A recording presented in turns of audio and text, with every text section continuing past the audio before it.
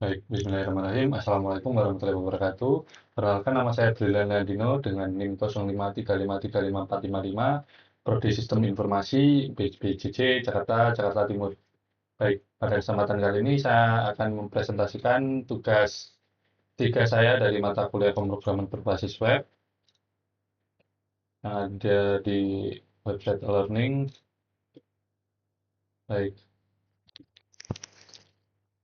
di sini ada dua file yang disertakan dalam tugas, yaitu soal tugasnya itu sendiri dan juga data bahan ajar JSON. Ini adalah yang akan kita buat sebagai bahan bakunya ya. Di sini saya sudah buka soalnya. Anda diminta untuk membuat sebuah aplikasi website sederhana untuk pemesanan bahan ajar di universitas terbuka. Pada tugas praktik kedua ini, mahasiswa berfokus untuk membuat aplikasi website berbasis Vue.js sebagai framework yang digunakan sepanjang pengerjaan tugas praktik 3, sehingga data-data yang dibutuhkan tidak dibaca melalui database, tapi melalui JSON file sebagai dummy data yang akan dilampirkan bersamaan dengan tugas praktik ini. Yang ini tadi ya. Ini saya juga buka juga. Seperti ini file data bahan ajarnya.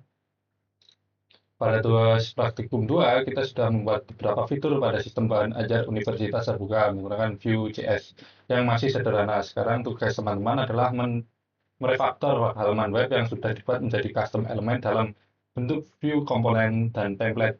Namun, tentunya ada beberapa hal yang perlu ditambahkan untuk mencapai indikator untuk penilaian hasil belajar teman-teman. Langsung saja kita buka source code punya saya. Di sini saya sudah mengerjakan source code-nya semua. Yang di sini ada ada contoh dari soalnya itu sendiri. Strukturnya seperti ini. Ini contohnya. Kalau punya saya seperti ini. Dan juga di sini ada catatan nama file untuk nama komponen menggunakan gaya debug case untuk naming convention style yang digunakan dalam tugas ini. Seperti ini ya, seperti app strip modal.js, stock app, stock strip app.js, seperti itu. Langsung saja kita lanjut ke soal yang pertama, yaitu halaman stok bahan ajar. Oh ya, di sini saya membuat halaman dashboard juga, indeks. Yang pertama soalnya adalah halaman stok bahan ajar. Halaman ini menampilkan daftar stok bahan ajar untuk seluruh UT daerah. Silakan bebas menggunakan table list atau bentuk lain. Kita buka terlebih dahulu. Bentar. Seperti ini ya tampilan untuk web halaman stok bahan ajar saya. Di sini bisa menampilkan list data dalam jumlah banyak dan memiliki data-data field. Teman-teman mahasiswa perlu menampilkan daftar stok bahan ajar yang terdiri dari kolom data field sebagai berikut. Ada kode mata kuliah, nama mata kuliah, sesuai yang ada pada ketentuan soalnya. Untuk di sini data field catatan ditampilkan saat men-trigger event mouse hover pada kolom status. Jika saya mengarahkan kursor saya ke status, maka ada catatan untuk mata kuliah yang berada di daftar itu. Di sini terdapat fitur untuk mengedit stok data bahan ajar. Di sini ada tombolnya, buttonnya untuk edit. Jika saya klik edit, maka akan muncul form untuk mengubah atau mengedit stok data bahan ajar. Di sini jika saya tadi klik yang mana? Yang ini coba, karena di sini stok menipis, saya coba untuk menambah stoknya lebih dari jumlah safety stock. Maka akan berubah statusnya menjadi aman. Di sini safety stocknya 15, maka akan saya tambah menjadi 20. Dan kita ganti catatannya untuk sudah di restock. Kemudian kita klik enter dan data berhasil diperbarui. Di sini saya juga menambahkan untuk kelas update-nya pada tanggal dan waktu yang diambil dari local time kita. Di sini sudah berubah statusnya dan juga catatannya. Kemudian terdapat fitur untuk melakukan filter dan sort data stock. Silakan bebas menggunakan elemen select, radio, checkbox. Untuk filternya seperti ini ya.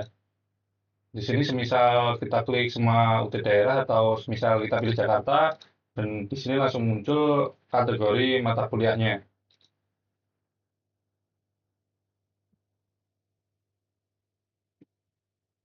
Di sini juga terdapat filter yang hanya menampilkan jumlah stok, quantity dari jumlah safety stock, untuk menjadi daftar yang dapat mengingatkan untuk melakukan reorder bahan ajar.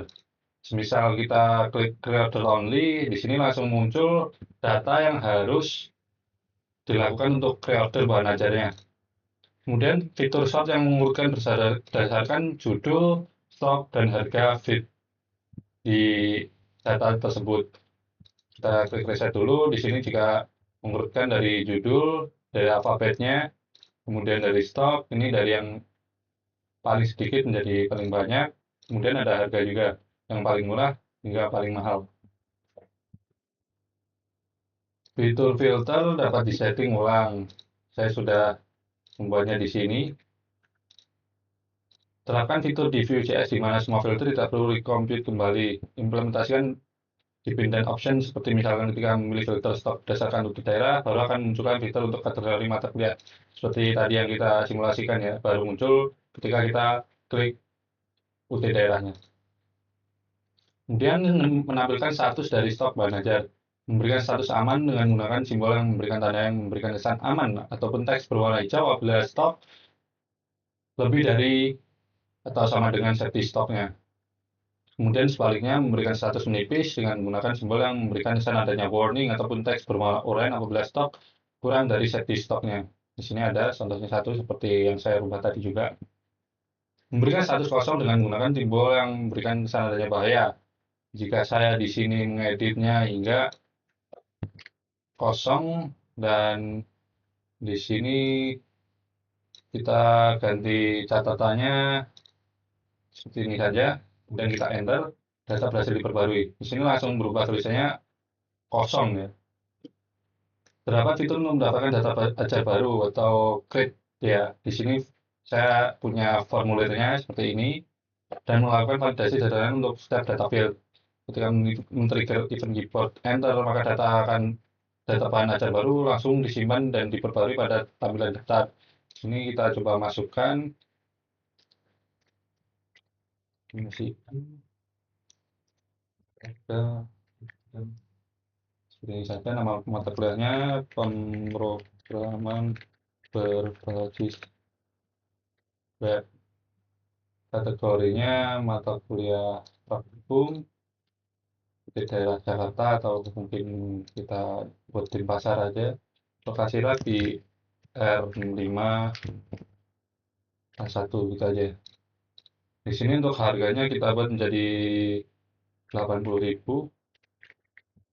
Jumlah stoknya 25, sorry. Safety stoknya ada 20. Dengan catatan data bahan ajar baru. Kita klik simpan. Di sini langsung muncul yang kita tambahkan tadi. Kita juga bisa men-trigger event support inter. Semisal kita buat lagi, kita tambahkan mata kuliah baru MSN 4303, nama mata kuliah perangkat lunak, mata kuliah wajib di daerah Padang, lokasi rak R3 D1. Untuk harganya kita buat 75.000. Jumlah stoknya 15, jadi stoknya 10. Kita buat seperti tadi, kata bahan ajar baru. Di sini kita klik enter dan langsung muncul pop-up data berhasil ditambahkan. Di sini terdapat fitur untuk membarui update data bahan ajar baru melalui formulir kecil yang di sini tadi ya.